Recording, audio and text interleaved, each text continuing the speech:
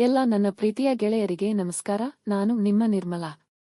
ಗೆಳೆಯರೇ, ನನ್ನ ಜೀವನದ ಗೊರಘಟನೆಗಳನ್ನು ಕೇಳುವ ಮುಂಚೆ ನನ್ನ ಚಾನಲ್ ಅನ್ನು ಸಬ್ಸ್ಕ್ರೈಬ್ ಮಾಡಿ, ಪಕ್ಕದಲ್ಲಿರುವ ಬೆಲ್ ಐಕಾನ ಪ್ರೆಸ್ ಮಾಡುವುದರ ಮೂಲಕ ನನಗೆ ಪ್ರೋತ್ಸಾಹ ನೀಡಿದಂತಾಗುತ್ತೆ.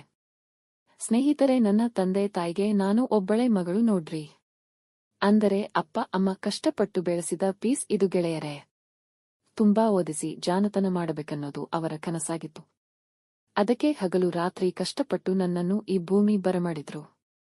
ನಾನು ಹುಟ್ಟಿದಾಗಿಂದಾನೂ ಇಷ್ಟು ಸುಂದರವಾಗಿದ್ದೀನಿ ಅಂತ ಹೇಳ್ತಿದ್ರು. ನಾನೂ ಕೂಡ ಅಷ್ಟೇ ಕಣ್ಣು ಕುಕ್ಕುವ ಮೈಮಾಟ ಹೊಂದಿರುವ ಕನ್ನೆ. ಹಾಗಾಗಿ ನಾನು ಇನ್ನೂ 7ನೇ ತರಗತಿಯಲ್ಲಿ ಇದ್ದಾಗಲೇ ನನ್ನ ಮೇಲೆ ಸಾಕಷ್ಟು ಹುಡುಗರ ಕಣ್ಣು ಬಿದ್ದಿದ್ದವು ಗೆಳೆಯರೇ. ಆದರೆ ನಾನು ಮಾತ್ರ ಯಾರನ್ನೂ ಕಣ್ಣೆತ್ತಿ ನೋಡಿರಲಿಲ್ಲ. ಯಾಕಂದ್ರೆ ಆವಾಗ ಅದರ ಬಗ್ಗೆ ಅಷ್ಟೊಂದು ಇಂಟ್ರೆಸ್ಟ್ ಇರಲಿಲ್ಲ. ಅದ್ಕೆಲ್ಲ ಈ ಚಿಕ್ಕ ವಯಸ್ಸು ಕಾರಣ ಇರಬಹುದು ಅನಿಸುತ್ತೆ ಅಲ್ವಾ ಗೆಳೆಯರೇ. ನನಗೆ ಈಗ 19 ವಯಸ್ಸು. ಮಗಳು ಚೆನ್ನಾಗಿ ಕಲೀಲಿ ಅಂತ ಅಪ್ಪ ಅಮ್ಮ ಹಾಸ್ಟೆಲಿನಲ್ಲಿ ಇಟ್ಟರು. ಅಲ್ಲಿ ಹೆಂಗೂ ಸ್ವಲ್ಪ ದಿನ ಚೆನ್ನಾಗೇ ನಡೆದಿತ್ತು. ಯಾಕಂದ್ರೆ ಹೊಸ ಜಾಗ, ಹೊಸ ಗೆಳೆಯ ಗೆಳತಿಯರು, ಹೊಸ ರೂಮ, ಆದರೆ ಹೊಸ ಅನುಭವ. ವ್ಯತ್ಯಾಸ ಏನೆಂದರೆ ನಮ್ಮ ಪೂರ್ತಿ ಹಾಸ್ಟೆಲ್ ಹುಡುಗಿಯರಲ್ಲಿ ನೋಡೋರ ಕಣ್ಣಿಗೆ ನಾನೇ ಅತಿ ಸುಂದರವಾಗಿ ಕಾಣಿಸುತ್ತಿದ್ದೆ ಸ್ನೇಹಿತರೆ. ಹಾಗಾಗಿ ಹಾಸ್ಟೆಲಿನಲ್ಲಿ ಇರುವ ಸ್ವಲ್ಪ ಹುಡುಗರ ನಿದ್ದೆಗೆಡಿಸಿತ್ತು. ನನ್ನ ಅಂದ ಚಂದ ನೋಡಿ ಹುಡುಗರು ಮನಸ್ಸಲ್ಲಿ ಮರಗುತ್ತಿದ್ದರು.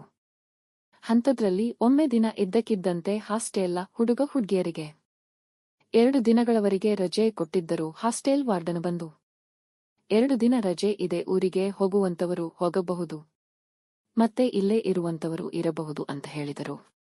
ಆ ಮಾತಿಗೆ ನನ್ನ ರೂಮಿನಲ್ಲಿರುವ ಎಲ್ಲ ಹುಡುಗಿಯರು ಹೋದರು. ನಾನು ಮಾತ್ರ ಹೋಗಲಿಲ್ಲ. ನಮ್ಮ ಪಕ್ಕದ ರೂಮಿನಲ್ಲಿ ಹುಡುಗರು 4 ಜನ ಮಾತ್ರ ಉಳಿದುಕೊಂಡಿದ್ರು, ಮಿಕ್ಕಿದವರೆಲ್ಲ ಹೋಗಿದ್ರು. ನನ್ನ ರೂಮಿನಲ್ಲಿ ನಾನು ಒಬ್ಬಳೇ ಹಾಯಾಗಿ ಉಳಿದುಕೊಂಡಿದ್ದೆ. ಅವತ್ತು ಸಂಜೆ ಹೊತ್ತಿಗೆ ಸಣ್ಣಂಗೆ ಮಳೆ ಬರುವ ಸಾಧ್ಯತೆವಾಗಿತ್ತು. ತಂಪಾದ ಗಾಳಿ ಬೀಸುತ್ತಿತ್ತು, ಕಗ್ಗತ್ತಲ್ಲ ಮೋಡ ಕವಿದಿತ್ತು ಗೆಳೆಯರೇ. ಅದೇ ಹೊತ್ತಿಗೆ ನನ್ನ ಮೊಬೈಲ್ ಚಾರ್ಜ್ ಕೂಡ ಖಾಲಿಯಾಗಿತ್ತು. ಚಾರ್ಜ್ ಹಾಕೋಣ ಅಂದ್ರೆ ನನ್ನ ಚಾರ್ಜರ್ ನನ್ನ ಗೆಳತಿ ಮರೆಯಿತು. ಹಾಗೆ ಅವಳ ಊರಿಗೆ ತಗೊಂಡ ಹೋಗಿದ್ದಳು. ಮುಂದೆ ಹೇಗೆ ಅಂತ ಒಂದು ತೋಚಲಿಲ್ಲ. ಅದಕ್ಕೆ ಸ್ವಲ್ಪ ಚಾರ್ಜರ್ ಕೇಳೋಣ ಅಂತ ಹುಡುಗರ ರೂಮಿಗೆ ಹೋದೆ ಗೆಳೆಯರೇ. ಅಷ್ಟರಲ್ಲಿ ಕರೆಂಟ್ ಹೋದ್ವು.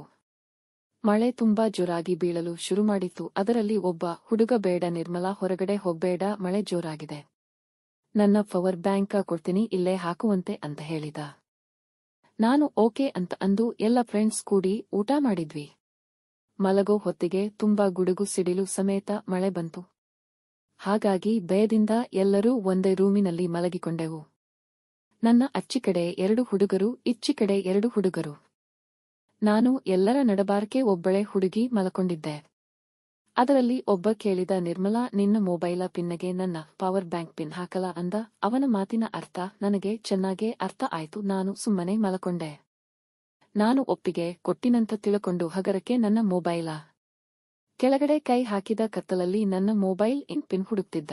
ಅಷ್ಟೊತ್ತಿಗೆ ಇನ್ನೊಬ್ಬ ಹುಡುಗ ಕೂಡ ನನ್ನ ಮೊಬೈಲ್ ಕೆಳಗಿನ ಪಿನ್ ಹುಡುಕುವ ಪ್ರಯತ್ನ ಮಾಡುತ್ತಿದ್ದ. ಅಂದರೆ ನನ್ನ ಮೊಬೈಲ್ ಕೆಳಗಿನ ಜಾಗದಲ್ಲಿ ಇವರ ಪವರ್ ಬ್ಯಾಂಕಿನ ಪಿನ್ ಹಾಕೋಕೆ ಟ್ರೈ ಮಾಡುತ್ತಿದ್ದರು ಗೆಳೆಯರೇ. ಆದರೆ